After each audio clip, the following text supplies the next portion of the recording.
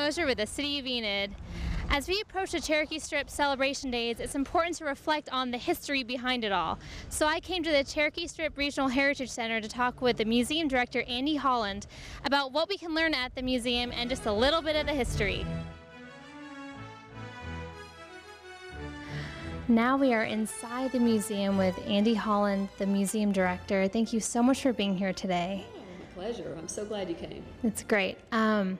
Okay, so why do you think it is so important for citizens of Enid and citizens of the United States to come to this museum? Well, it's our history and it's our heritage. And, you know, the quote goes like this: if you don't know your history, you're bound to repeat it. And maybe that's good and maybe that's not. But I do know that today there are so many of our children who don't know their history. They don't understand their heritage. And we have such a rich history to share with them.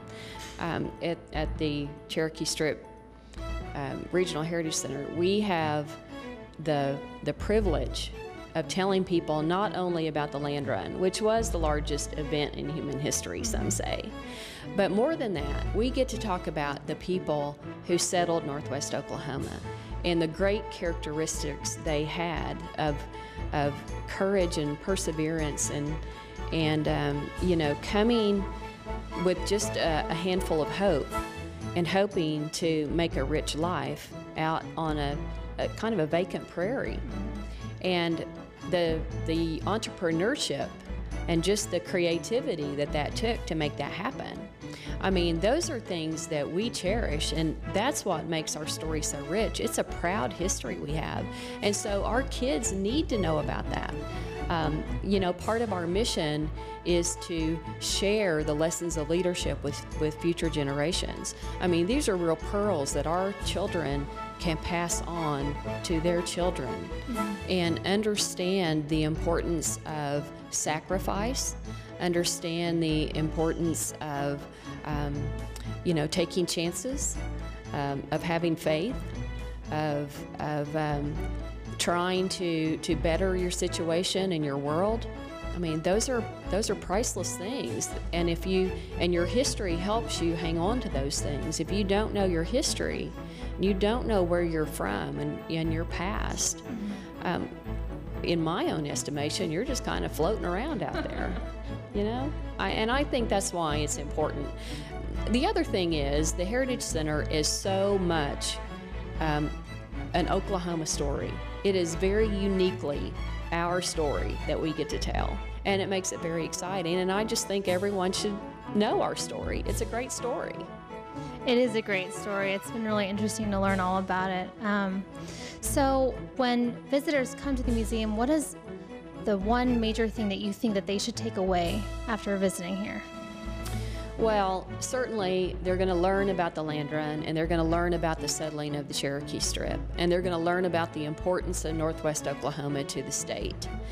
But if I have to boil it down to one thing, then I want them to walk away knowing that their ancestors, the people who came before them, were strong, bold people, and people that they should be proud of and want to emulate.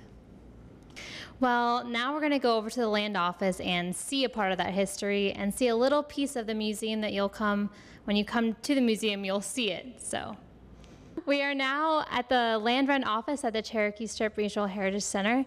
Andi, can you tell me about this land office and a few interesting facts about the land run?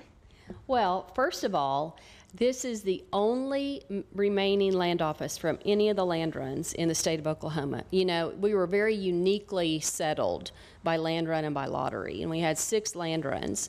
And of all the land runs that it took to settle Oklahoma, this is the only remaining land office, and so we are so very glad that it's here at the Heritage Center. On the day of the land run, there was only one building in the town of Enid in 1893, and it was the land run office. And it sat on the town square where our library is now. Just a little interesting fact. Our land run was the largest land run in American history, the settling of Northwest Oklahoma. Over 6 million acres were settled, and over 100,000 people made that run So it was the largest in American history in those two ways, the amount of land and the number of people. So what would happen, you had to have registered before the land run on the borders, the north and south border of the Cherokee outlet.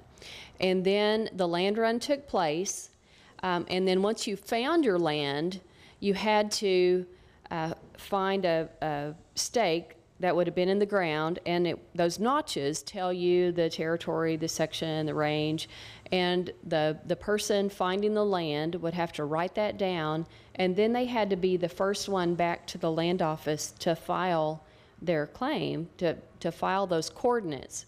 So actually, you didn't just make one run, you made two. Mm-hmm. And you had to be the first one back to the land office with that information to file your claim. So it was a very interesting way to settle. and one of great courage and perseverance. Actually. Definitely, yeah. That's so interesting. I'm looking at these notches and I'm like, how would you even tell? So it's so interesting. Thank you so much for explaining that to us. This land office is so cool and it's definitely worth a visit.